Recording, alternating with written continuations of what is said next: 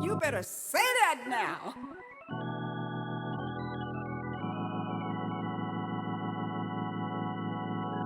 What up, what up, what up? Welcome to another episode of You Better Say That. Saying it because it needs to be said. What needs to It be most said definitely, today, my brother? man, it most definitely needs to be said, man. Man, let's talk about a day in the life.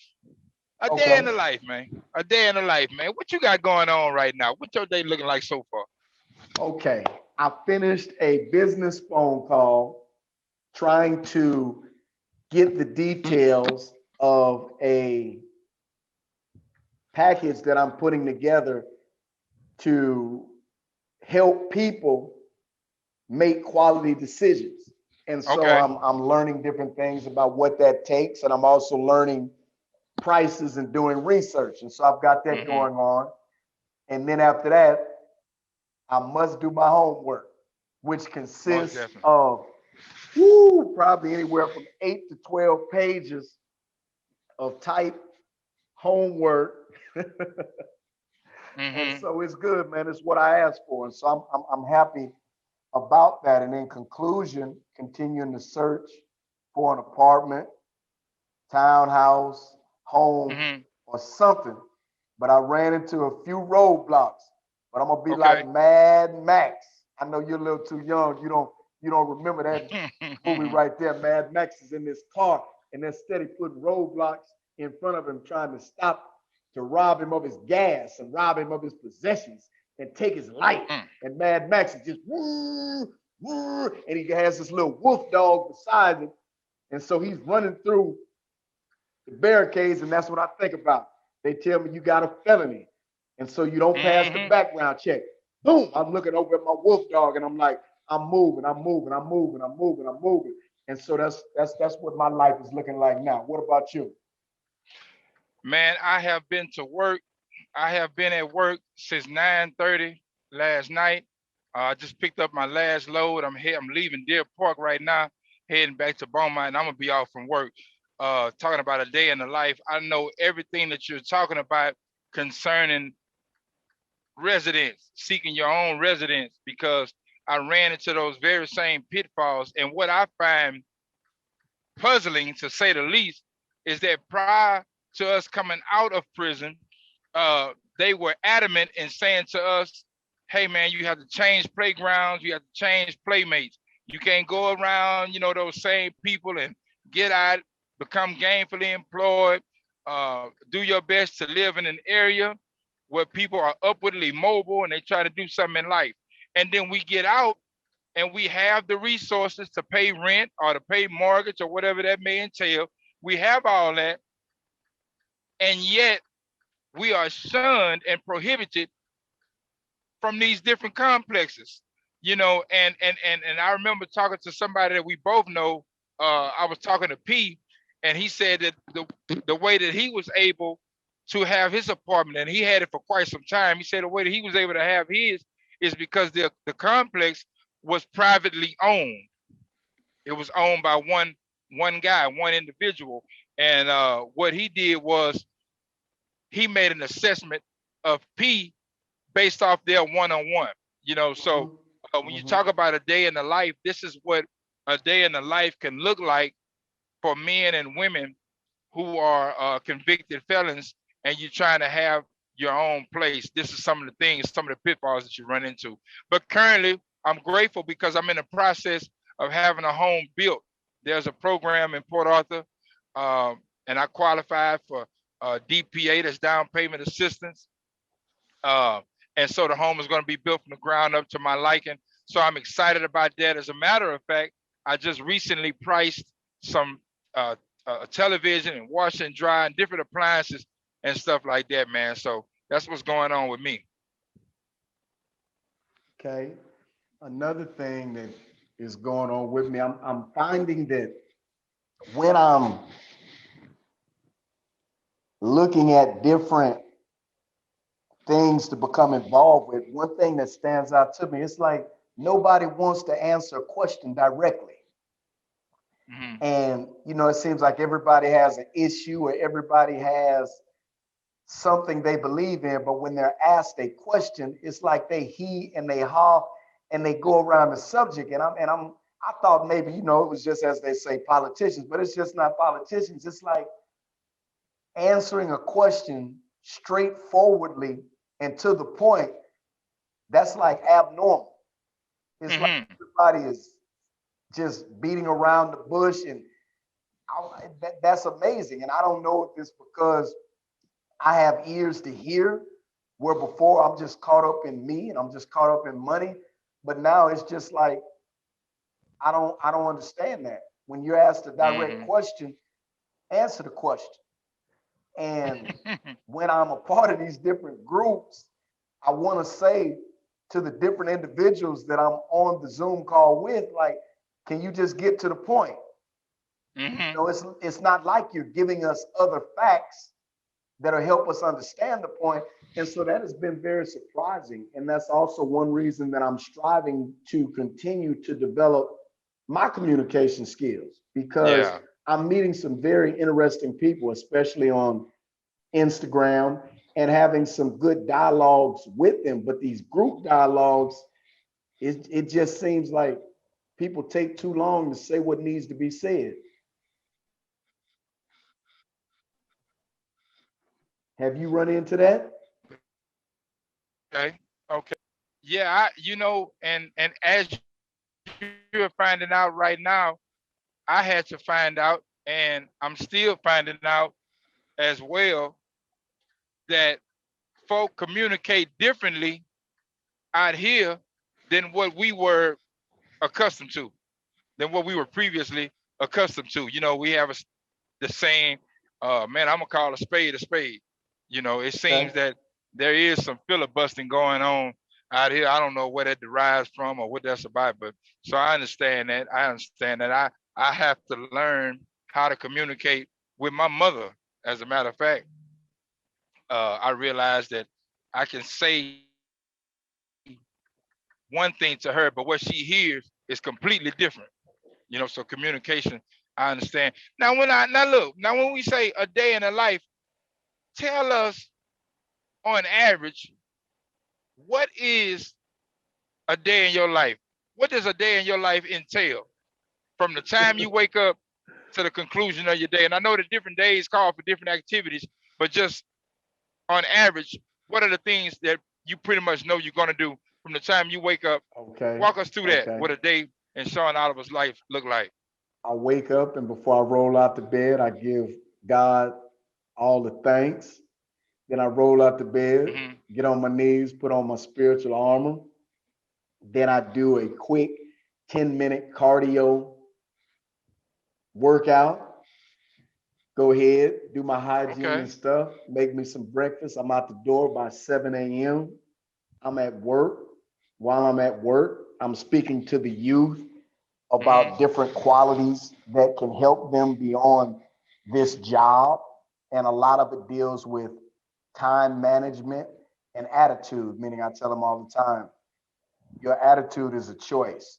Nobody can make you mad. You choose to be mad. And so basically throughout the day, I'll do that. Then I'll leave work. And when I come back, basically I'm doing phone calls. I'm doing phone calls concerning setting up interviews for my YouTube channel. I'm doing phone calls with friends such as you or other individuals that we just dialogue, and we dialogue about different subject matters. Then I basically do my homework, whatever the assignment is for that day, that week. Then I get on social media and I look at some different things to realize, hey, I need to learn something new that I didn't learn. And I'll give some comments and maybe have some exchanges with some people that I don't know too well or people that I just met. Then I'm going to study my Bible. And then towards the end of the night, people who I know really well, I'll have those conversations, and then I'm in bed. Oh, by the way, when I come back from work, if I'm able, if I still have some energy, I'll actually do a workout. So I'm averaging about 3 days a week. Okay. Do you do a inventory when you wind that day down, an examination, do you go back and play the day over like, man, right there when he said that, man, if I would have been thinking about it, I could have said this to him. But do you kind of play it back and examine your day and kind of see what you missed or what you learned? Do you kind of go back over it? I'm gonna say not really, because I'm a person who lives in the moment. So whatever's taking place, whenever I'm making that decision, making that call, making that comment, I'm really focused on in that moment. And if there was a mistake or something I feel was lacking, I've examined it right at that moment and tried to end it better than it began, or try to leave some value in it. But what I Mm-hmm. will do at the end of the day is just make myself available and just say, God, beyond my natural eyes and my natural ears, is there anything that you want to share with me concerning anything that I've done that you have not communicated with me throughout that day? I do that every day. Okay. Okay. Okay. Yeah, yeah, yeah. Now, and I'm asking you some things. I'm asking you these things because, and I'm gonna stay in it. I'm gonna stay in the flow. And I remember Phil Jackson, Kobe, the late Kobe Bryant would say that Phil would tell them, say, man, stay in that thing. Stay in that thing. If it's hitting, it's not on the script. Okay, all right. Y'all done abandoned the triangle for whatever reason. Stay in that thing if it's profitable for us. So I'm gonna stay in it. Let me ask you this right here. Talking about a day in the life. Listening to you, you was able to detail what an average day of your life consists of. Do you believe? I know you don't have this experience as of yet. Do you believe, because you're coming from one set of structure, which was in prison, to another form of structure, which is more lenient than being on the inside, but at the same time, it does embody some restrictions because of the legalities of your release, the ankle device or whatnot. Have you given yourself to think how your schedule may or may not change, or it's most definitely going to change? But have you kind of prepared yourself mentally to think like, because right now you're being assisted because of the parameters of that monitoring device, operating within the parameters of that kind of helps you, even though you have some leeway, it does kind of help you with your scheduling. Do you believe that your schedule will change, or do you think you're going to stick to that same, because you know uh, Definitely, your definitely, itinerary is going to be affected when you release from it? definitely. I really believe that I'm going to have to intentionally make some decisions, because a lot of times people want to have lunch or they want to have dinner or they want to just go out Uh-huh. and talk. Because I have some Exactly. very good conversations, Exactly. and I know it's all God, it's none of me. And I know that I'm going to have to limit where I go. And I can actually foresee I'm going to have to limit some people coming over, not because Mm-hmm. they're coming over with ill intentions, but because now I have my own place and Mm-hmm. I'm more accessible. I'm going to have to intentionally make allowances to, hey, look, no, I really need to spend some time with me because I have things that I have to do, as I alluded to or actually said, schoolwork, social media, some other private Mm-hmm. projects that I have. And so I look forward to that. And I definitely know I'm going to the gym. And so that's going to change my time. But I look forward to it, bro. You know, I always embrace what's next. And Okay. so rather than be intimidated or be confused, I am ecstatic. I'm ecstatic about being put in some situations where the wrong decision is failure, but the right decision is success. And that Mm-hmm. excites me. You know, I love that. I love that. And Mm-hmm. so I have anticipated that I'm really going to have to know what I'm doing with my time Mm-hmm. concerning involvement with other people. Okay. Okay. Yeah. Yeah, man. Because like you said, but you know what? You are in that area, you have always been extremely disciplined, so much so to the plucking of my nerves at some point. because uh uh uh I'm comfortable in what I call loosey goosey. I'm comfortable in spontaneity. I'm comfortable in that. I don't know why. I don't know why. Now I'm not opposed to order. I'm not. I'm not opposed to order, but I know that one of our guitar players, Wayne World, Wayne Stillwell, he's made more after the order of you. He want to know, PA, are we going to sing these songs Saturday? Yes, we're going to sing these songs Saturday. And then for the Saturday service. And then come Saturday, we may actually sing one or two of those songs, but in the singing of those songs, something else can branch from that. And then when I go into that area, walk into that area, oh man, his whole face would turn red, because he's not one that's really apt to do something on the fly. So I commend you for your discipline. I know you're going to do well with having more latitude. I don't look for you to falter in that area. I just was wondering because we're talking about a day in the life and what our lives entail on a daily basis. Some things cannot be prepared for. Some things you know what? I want you to share with them what you and Steve Roach. I remember you guys saying it, but I don't have it down enough to say it myself. It was something about decisions. You guys, I've heard you No, and he would him both always say, he would always say that a lot of people are not prepared for life beyond incarceration because they only average 10 or 12 decisions a day. Meaning literally, if you counted how many decisions you make a day in this life living, he basically said it was into the hundreds. Like, okay, I'm gonna brush my teeth rather than eat. I'm gonna use a spoon instead of a fork. And so he was saying a lot of people were ill prepared for that. And my point to him was, I said, I disagree with that. I said, because if I can make quality decisions 12 times, that builds up my character to make quality decisions 200 times. And as long as I continue to utilize the same faculties to make those 200 decisions that I did with the 12, I think it's okay. And that's where we disagree.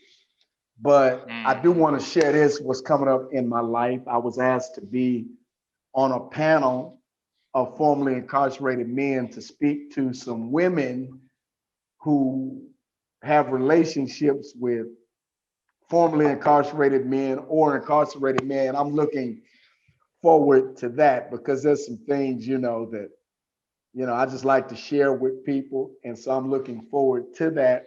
Right now, I don't have my phone where I can look at the date, but I'm excited about that because, every day I'm preparing for what's next.